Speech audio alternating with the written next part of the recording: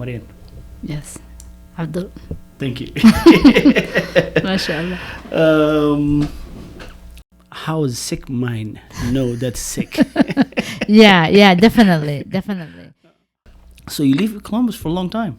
Where you came from before? Denver, Colorado. That was my first city in the U.S. Okay. How long you were there? Since 2000, so about almost 6 years before I moved to Columbus. Okay. Yeah. Okay. So before then, straight from Africa? From Africa, yeah. Kenya? Yeah, I'm Kenya. assuming. Most of us came to Kenya. I used to live in Kenya for Yeah. like 4 years before I came here. 3.5. Mine was more direct okay. from Somalia to stopping in Kenya and straight. How long you were in Kenya? Not even a year. Wallahi. Yeah. You were the luckiest one. Yeah. I just transitioned through it. Okay. Yeah. Excellent. So tell me a little bit about your role as the co-founder and the executive director of Jihad. What inspired you to do that? So Global Health Education and Development, short for Jihad, as you said, is a nonprofit organization. It was co-founded by myself and Dr. Halane, my still co-founder and the deputy director of the organization. Okay. At that time, it was founded in 2011. He was studying computer science and teaching in colleges and noticed the gap in education and technology literacy in the immigrant community. Mm-hmm. And I was studying public health and community health and nutrition at OSU, and I did a lot of volunteering with the community, and I noticed the gap in health information, and we were both doing interpretation, medical, and other social services. So we really felt there was a huge gap of information both in the health and education sector, and we thought we were gonna find this agency to close that gap. And so as you can see from the name, we focus on improving health and education access for immigrant communities. Okay. But we in our community were known for the mental health agency, which we're fine with it, but we do more than that. Okay. I'm glad you clarified that because some names stick more than the others. Yes. So for me, it's like I will relate that to you, the mental health. But I'm glad you clarified. You guys do a lot of outside that mental health, but mental health is a portion of what the organization does. Yes, definitely. So some of our focus is health and education access. Okay.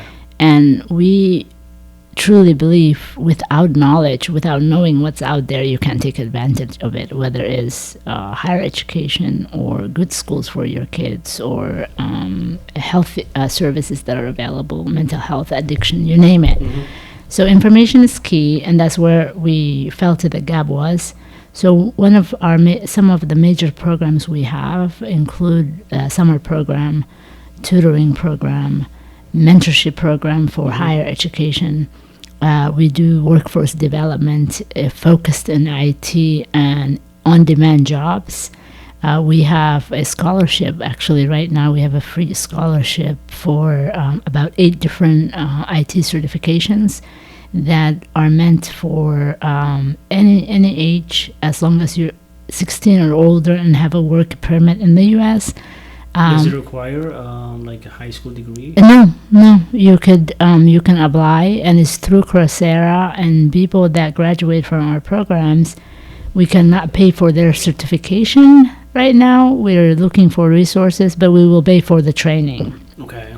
And then we can help those people find the jobs and things like that. So that's one program. And we have the summer school program, and then we have health awareness programs that span from awareness in mental health and addiction and suicide prevention, referrals to services and connecting people to the right culturally appropriate services. Absolutely. And then we realized that there's a gap between the people we refer and where they go to access services. People were not staying, so in 2022 we added cultural competence training. So we provide training to schools and health providers and to the police and different entities. So that's global health for you.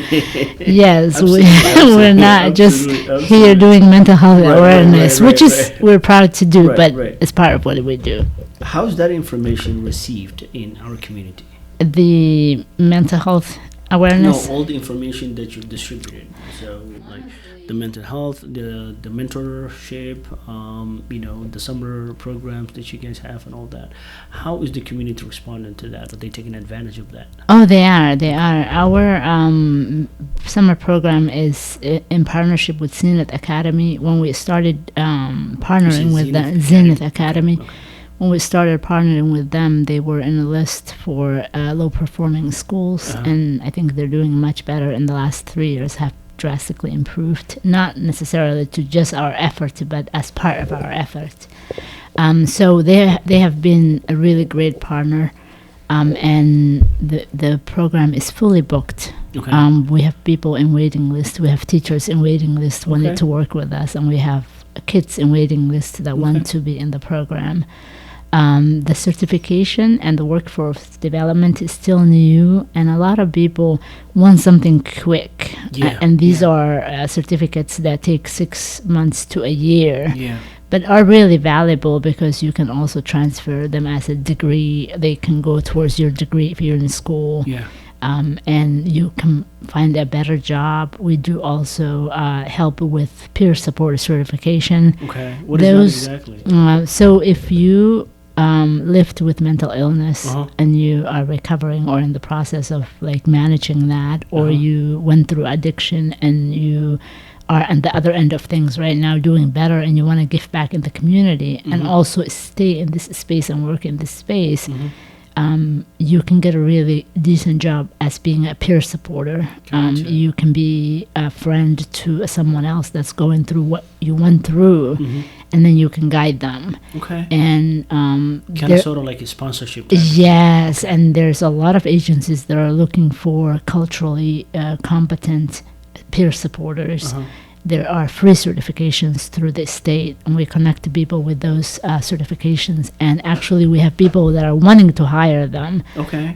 So we have lined up employment opportunities. So those are the uptake of that is a little bit, because once you identify yourself as a peer supporter, that means you're claiming I have been through addiction, or I went through mental illness challenges, and we will get to that, but that's something that's very highly stigmatized within our community. So we're having a hard time recruiting the people we need for these programs.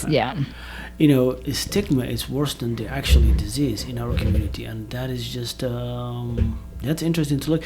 That's one of the side effects that civil war has. Yes. Do you understand? So I wanna touch on really one thing that you said. People want something quick.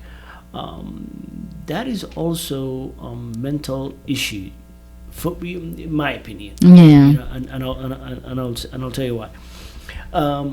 People, especially people that came here with kids, they think here is more so like transition. So they have a desire to go back home, but the kids that grew up here don't have no desire to go back. So in our community, I feel like there is some sort of hey, we're in the transit mode, so we're not staying here, so therefore let's not kind of sort of mentally spread our wings. Do you see that as well? Or? That is an issue. That is an issue, and we talk about it when we talk about stabilization and ensuring that the community really understands we're here to stay. Right. We're part of the fabric of the Ohio community and the American community. And even if we haven't bought into the idea as the parents, our kids are Americans through and through. And they're more American than Somali in all reality. So we do see that cultural difference or gap between the parents being transient and saying, I can't wait till you finish high school, or I'm going back, or so not only investing in your family and financially and just really building roots, but also more importantly understanding that we're here to stay opens up to us to the opportunity that we're like anyone else. We're like the other community. So whatever is ailing, whatever is bothering, whatever is affecting other communities that we live with is going to affect us. Yeah. If it's COVID or infectious diseases, it's going to affect us. If it's mental illness epidemic, it's going to affect us. If it's addiction and opioids and suicide and overdose, it's going to affect us. Because really, we are part of this community.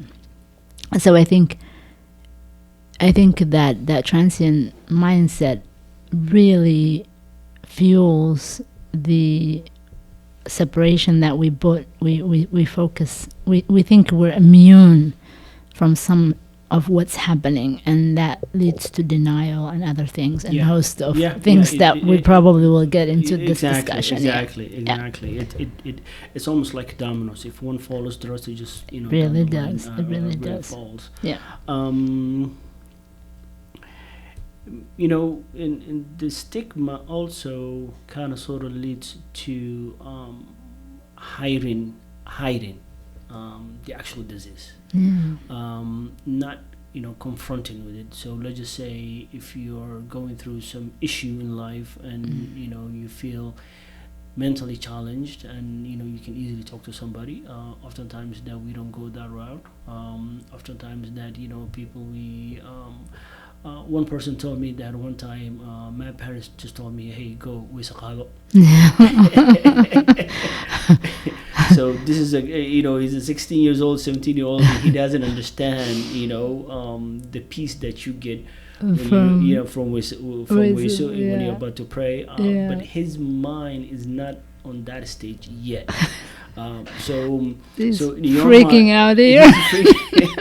So it's you see the disconnect. There's a huge disconnect. Yeah. So before I get into share some challenges, but do you guys offer an informational to the community saying that, hey, let's acknowledge that your kids and you are not on the same stage in a sense of mentally. You grew up in a different place. He's growing up in a different place. You're his parents. So it's your job to kind of sort of adapt yourself in the level in which your kid is. So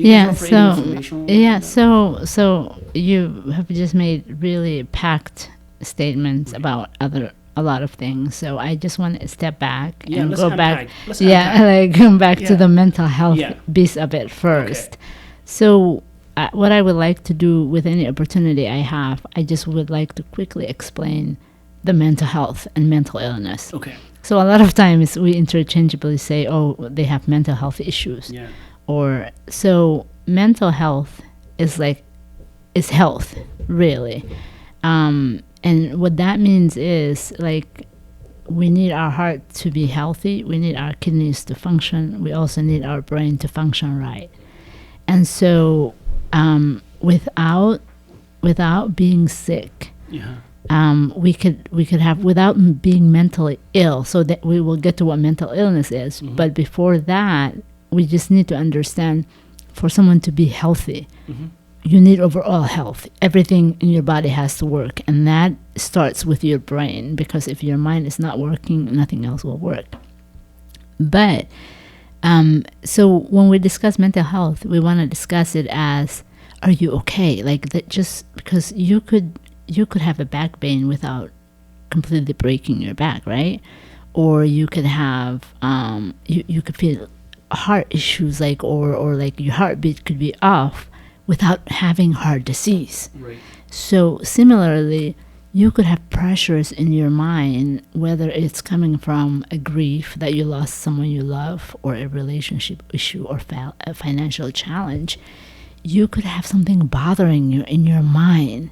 And we just have to understand, we're not mentally ill yet. We're not there. We're just having these pressures, and we have to deal with them before they become a disease, like the heart and the hypertension and other things that we deal with. So a lot of the time, the doctor will suggest, hey, switch your diet. Right. So we have to say, I'm not feeling well. I'm not sleeping right. My thinking is not what it used to be.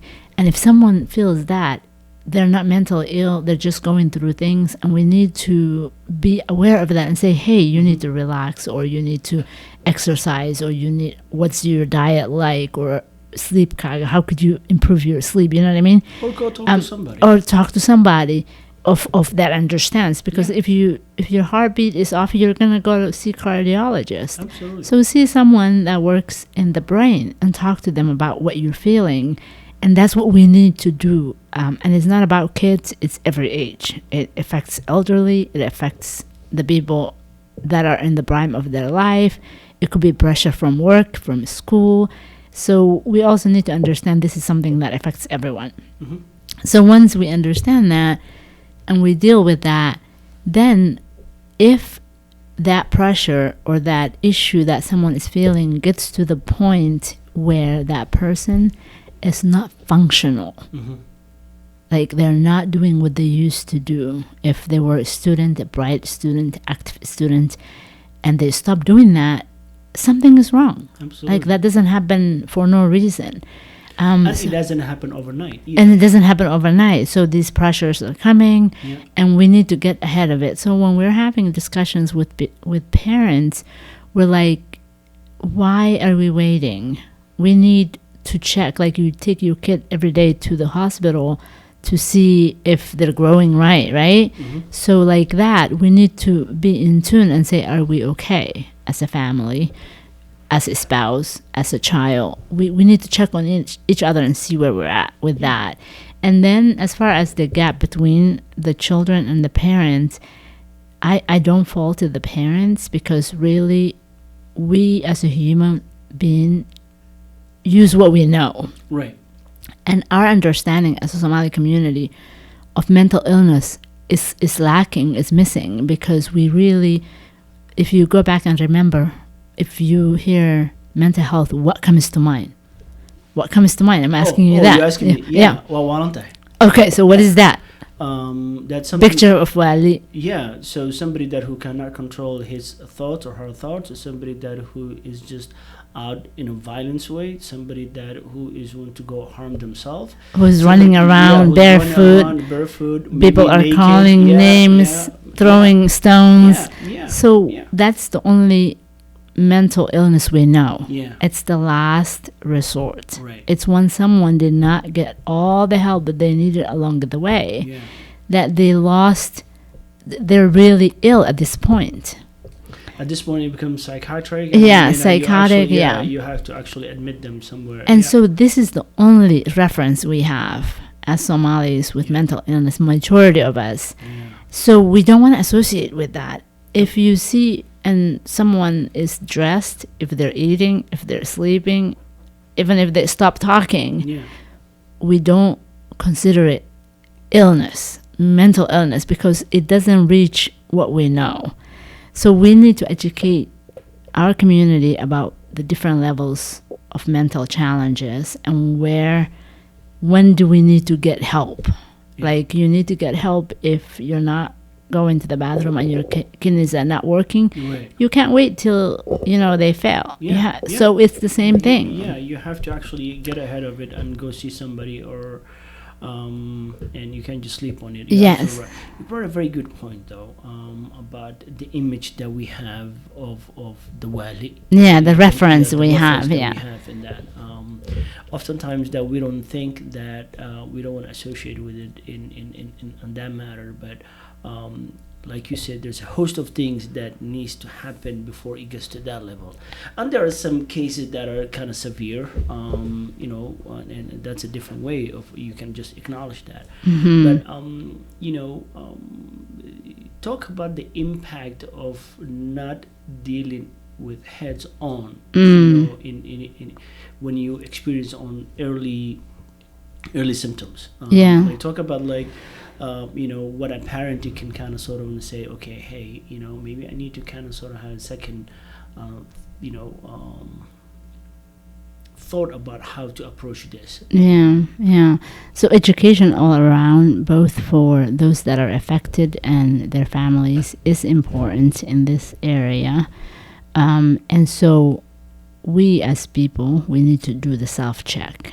you and I, Yeah. as working adults, busy adults, healthy people otherwise, can have an off day. So if that off day persists and you don't want to get out of bed, or you are not motivated to do what you used to do, you don't want to talk to your friends, you don't want to see your kids, something is off. So self-awareness is key for those that are affected, that they really have to say something is not normal. But also for those of us that are associated with people that are affected by mental illness, also need to look for the same signs. So what change? It's not, and I would also love our community to stop referring mental illness as kids' disease. It's not. No, it's not. It happens to everyone. Yeah. It can affect everyone. You can see someone that was a CEO of a company today and completely mentally ill and cannot do that anymore until they take care of themselves. So it's not age related. Yeah. So those of us who associate with people with mental illness, or people that are starting to experience mental illness, we need to see what change. If someone was active and they're not active anymore, if they're not eating what they loved, if they're not sleeping right, if they're not socializing, if they're very agitated, if they lost their job, they like all these things that normal daily functioning. Yeah. If those change, that's a cause for concern. Yeah. We have to talk to them, and sometimes they don't want to talk. People, because they don't even know what's going on. You have to meet them where they are. Yeah, we just have to see what's going on, be educated ourselves, Yeah. get more information, talk to experts, Yeah. and also then come back and talk to your family member or friend that you think needs help and say, hey, something's off. How can I help you figure this out? Like, people need to feel safe, and they also have to feel that they can trust you. And also, we can't just tell people information, we have to give them resources. So do this, call this number. I can help you connect with a doctor. Yeah. I can help you connect with a rehab addiction when we get to addiction, things like that. So we can't just dish out information and say, hey, it looks like you have your mind's not right. Yeah. So what? So what? That's the common response that you would get from somebody that who is young, 19, 20, 21, 22. What are the summing and what are the reasons? Well, before I ask that questions, we talked about, this is like dominoes. So if one falls, the rest will fall. Mm-hmm. And one of the things you said was, somebody has to trust you. Somebody has to feel comfortable to kind of sort of open up and share, their situation to that. If that is not in place prior for anybody needing in service, it's difficult to establish right there and then. And I think that's what's happening to most of that's maybe creating the stigma of the mental health aspect of it. Do you get what I'm saying? Yeah. So if the messages are not in line, if the dossiers are not in line, if the schools are not in line, if the parents are not in line, if we as a fellow Somali are not in line with all that, that person might have a hard time to kind of sort of even talk about it. Yeah, no, definitely. And it's not only the Somali community. Mental health is really an issue. It's a stigma with a lot of communities. All Americans, rural communities have issue with it, whether they're white or black or other ethnic groups. Minority groups in general have really hard time accepting mental illness.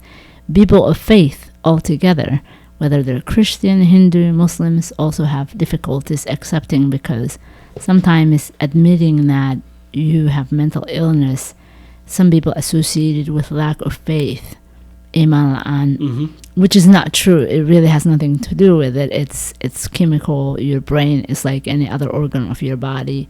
it works the way it works. You know, it's God's design, and if something goes off, it goes off. Yeah.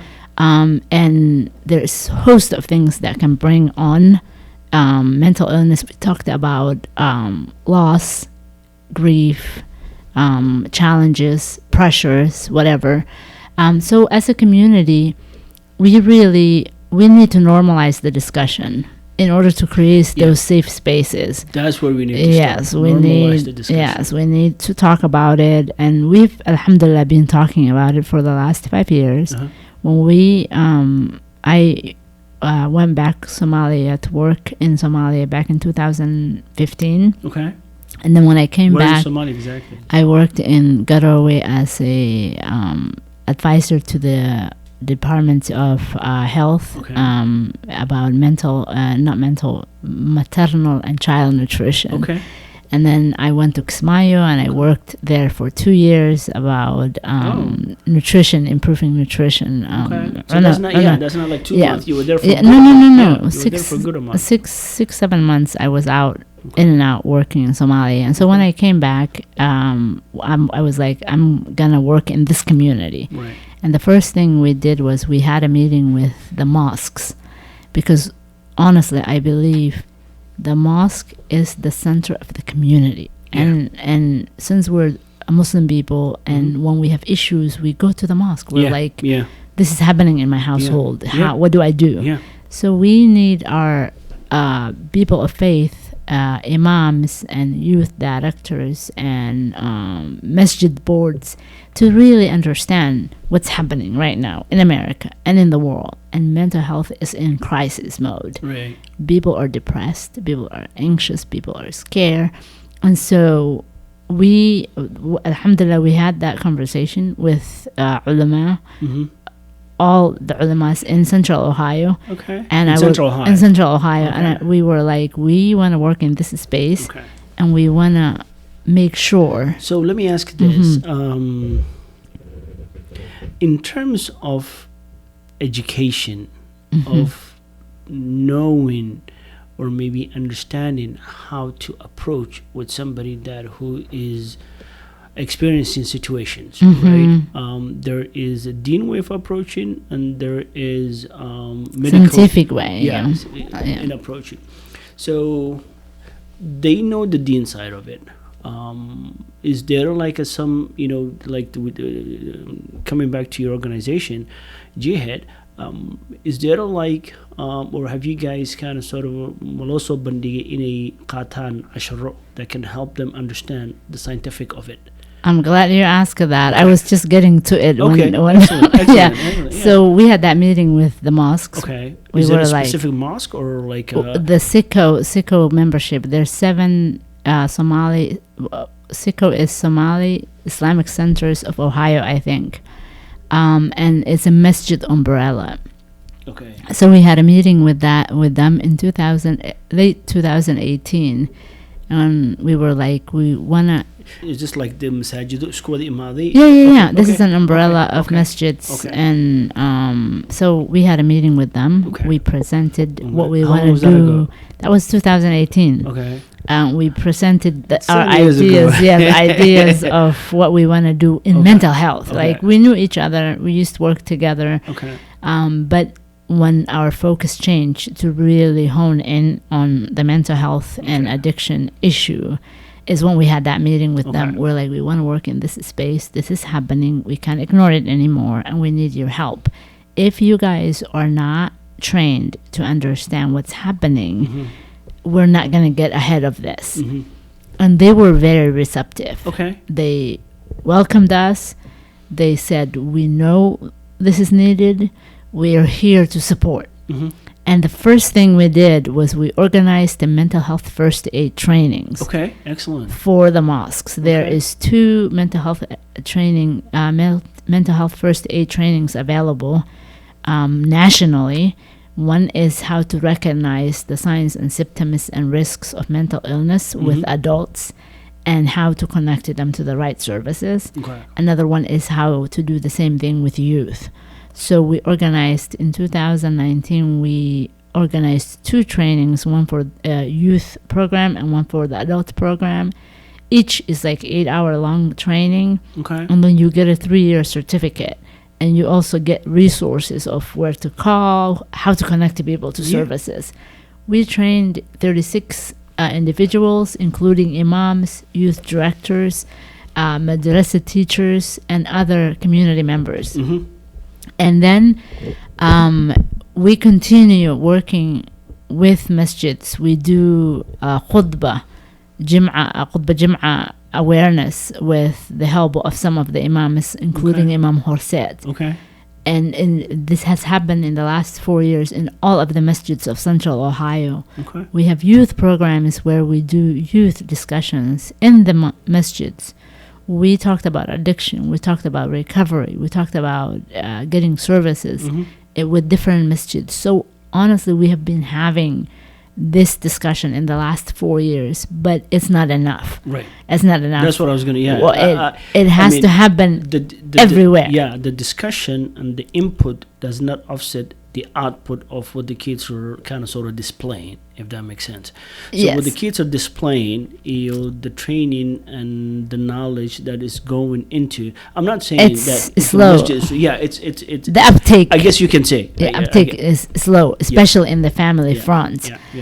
Because we're still seeing that parents are not accepting that their family members, I don't want to say children, but their family members are struggling with mental illness.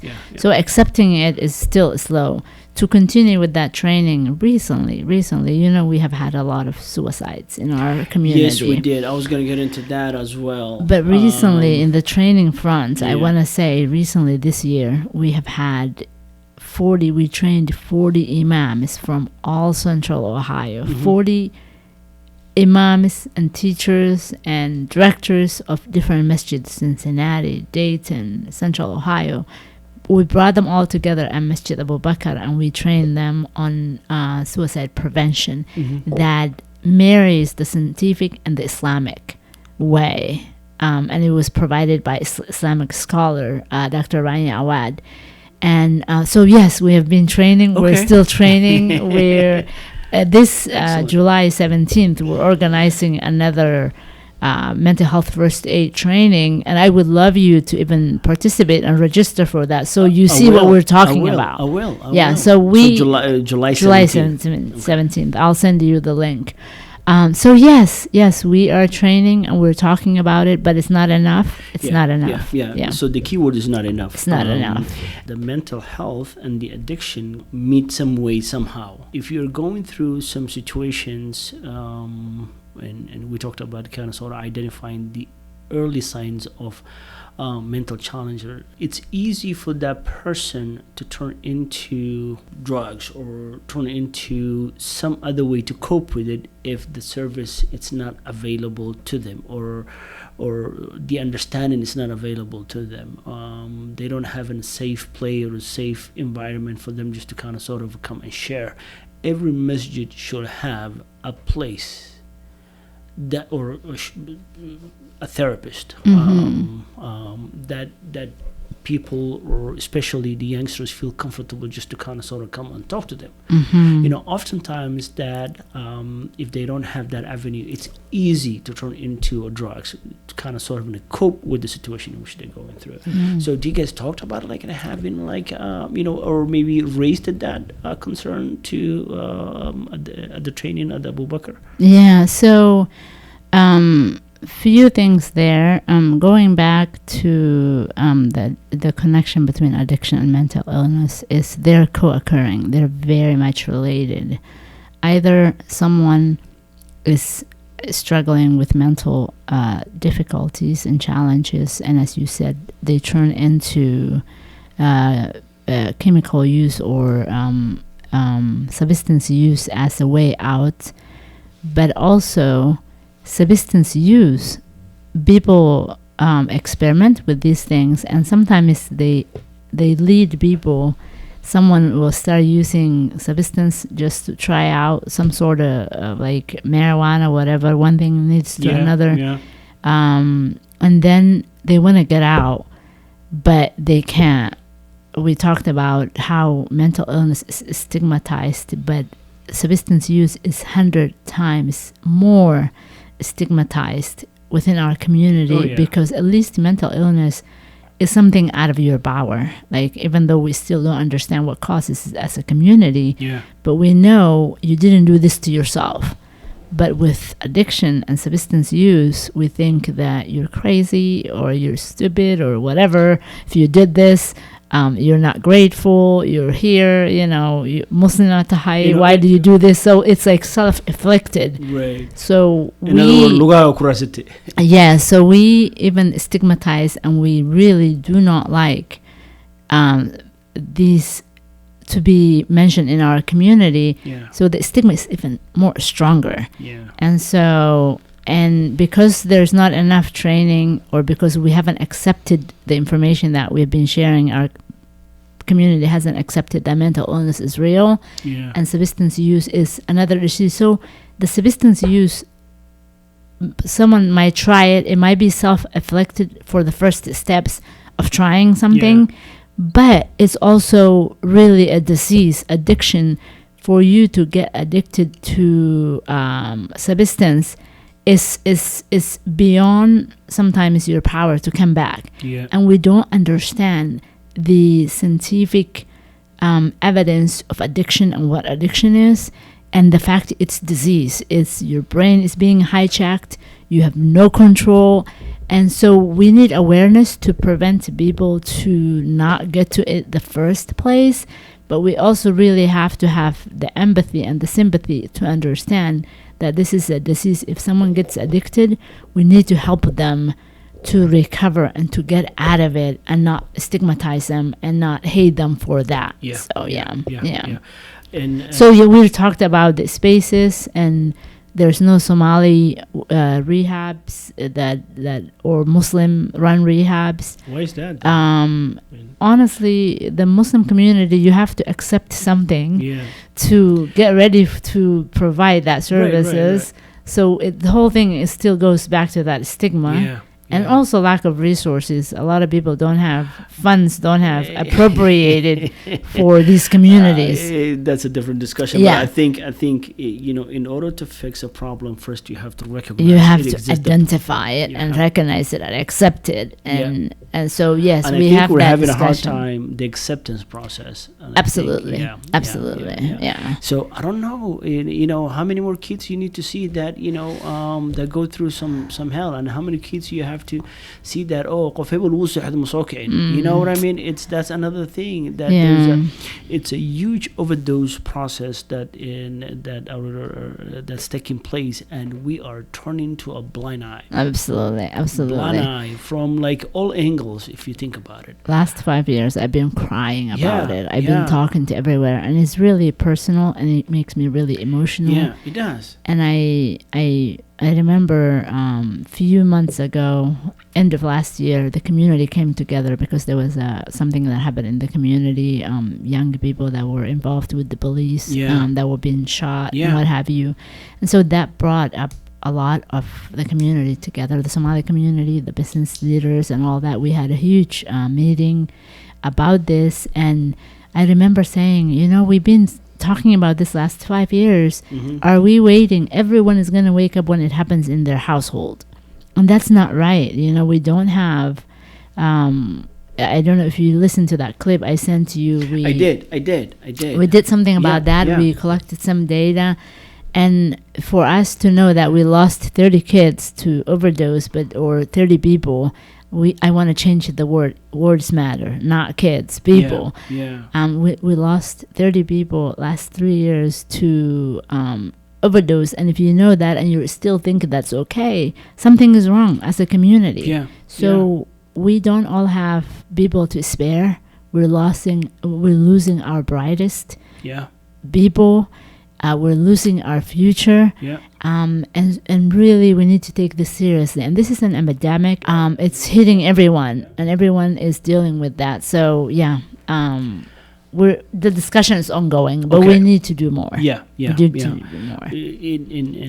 We need to do more. We need to do more. more. Places that people go to often is the masjid, and the masjid, somehow we need to do more. We need to do more.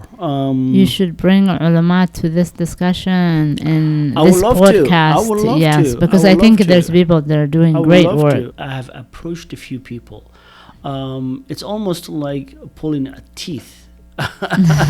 to try to convince them, hey, let's have a discussion about what's going on. Yeah, You know, yeah. And that is the other thing. Also, try to bring parents, yeah.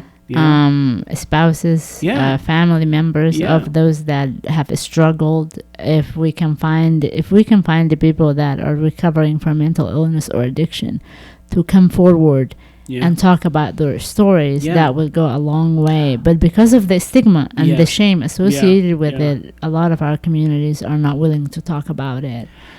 So these are challenges that we deal with every day. Yeah, and if you're listening to this podcast, believe me, in the stigma and the difficult and the challenge you're going through way outweighs the stigma. So if you're willing to speak on, if you're willing to have a conversation, my door is open.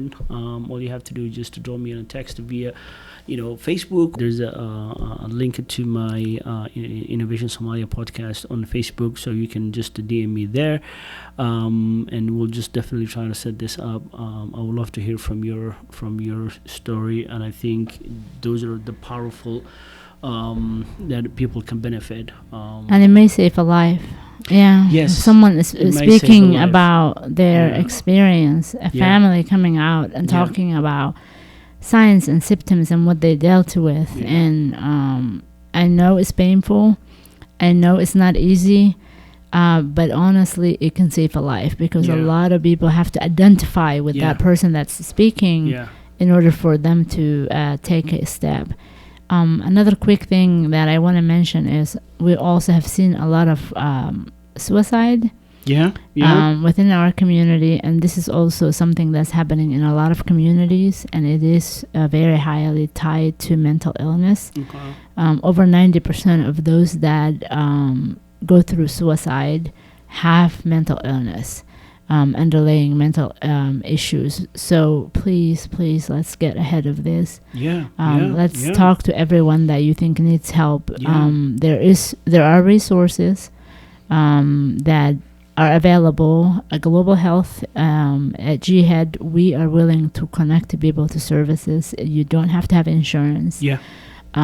We can connect people to rehabs. We work with culturally appropriate counselors. Mm-hmm. There are at least 5-6 Somali counselors that do. I think you talked to one of them, Roda. I did. Excellent person. Roda Hassan. There's counseling. There are psychologists, doctors of psychology, Dr. Abbas. So we have the resource within our community. We really need to talk. You don't need insurance.